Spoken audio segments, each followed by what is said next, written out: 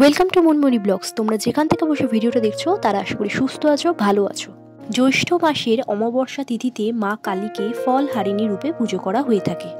কেন এই তিথিকে ফলহারিণী অমাবস্যা তিথি বলা হয়, কোন ফল দিলে মা কালীকে ফলহারিণী অমাবস্যার দিনকে তুষ্ট করা যায়, মা তার মনের ইচ্ছা পূর্ণ করেন, সেই নিয়ে আজকের ভিডিওতে তোমরা প্রথম থেকে শেষ পর্যন্ত ভিডিওটা দেখতে থাকো। আজকে আমি চলে এসেছি ফলহারিণী অমাবস্যার দিনকে আমাদের বাড়ির কাছেই শ্রীরামপুরে মা কালীকে পুজো দিতে। দেখতেই পাচ্ছ সারা রাস্তাটা খুব সুন্দর করে লাইট দিয়ে সাজানো হয়েছে। প্যান্ডেলের সামনে প্রচুর মানুষের ভিড়। আমি ধীরে ধীরে সামনের দিকে এগিয়ে যাচ্ছি। সনাতন ধর্ম অনুযায়ী 12টি অমাবস্যা রয়েছে, তার মধ্যে একটি হলো ফলহারিণী অমাবস্যা। আজ 5ই জুন বুধবার সন্ধে 7টা বেজে পুজো আরম্ভ হয়ে গেছে। দেখো মন্দিরটা খুব সুন্দর করে সাজানো হয়েছে। এটা হলো মন্দিরের গেট।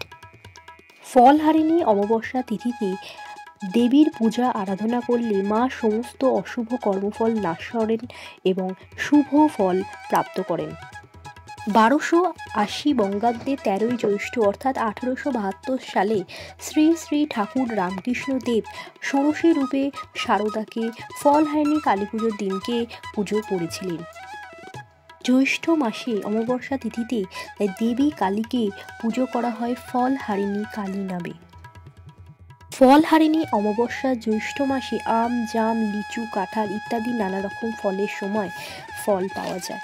কথিত আছে ফলহারিণী অমাবস্যায় মা কালীকে ফল দিয়ে পুজো দিতে হয়। যে ফল দিয়ে পুজো দেবেন সেই ফল 1 বছর খাওয়া যাবে না। জ্যৈষ্ঠ মাসের অমাবস্যায় ফলহারিণী কালী পুজোয় বিভিন্ন অশান্তি, মহামারী, বাধা বিঘ্ন থেকে মুক্তি লাভ করতে ফলহারিণী অমাবস্যার দিন মা কালীকে অর্পণ করতে হয় যে কোনো ফল। মাকে তুষ্ট করতে গেলে ফল দিয়ে পুজো দিতে হয়।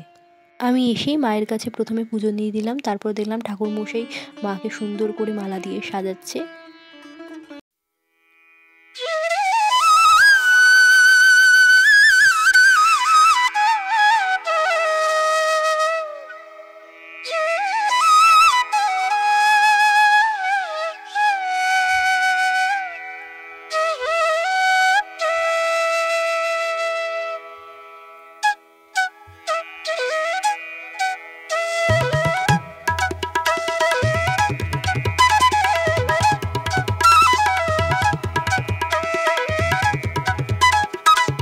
বাইরে প্রচুর মানুষ ভিড় করে দাঁড়িয়ে আছে মাকে দর্শন করার জন্য।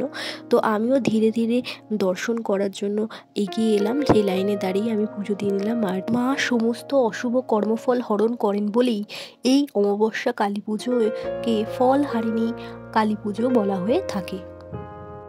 এই অমাবস্যা তিথিতে মন থেকে যদি মায়ের কাছে কিছু চাওয়া যায়, মা তার সমস্ত ইচ্ছা পূর্ণ করেন।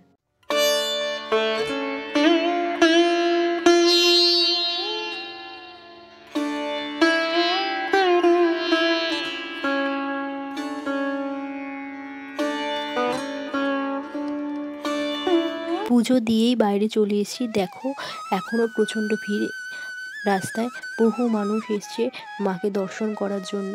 তো আমি ধীরে ধীরে বাড়ির দিকে রওনা দেব। তোমাদের যদি ভিডিওটা ভালো লেগে থাকে তাহলে লাইক কমেন্ট করে চ্যানেলটা সাবস্ক্রাইব করে দিও।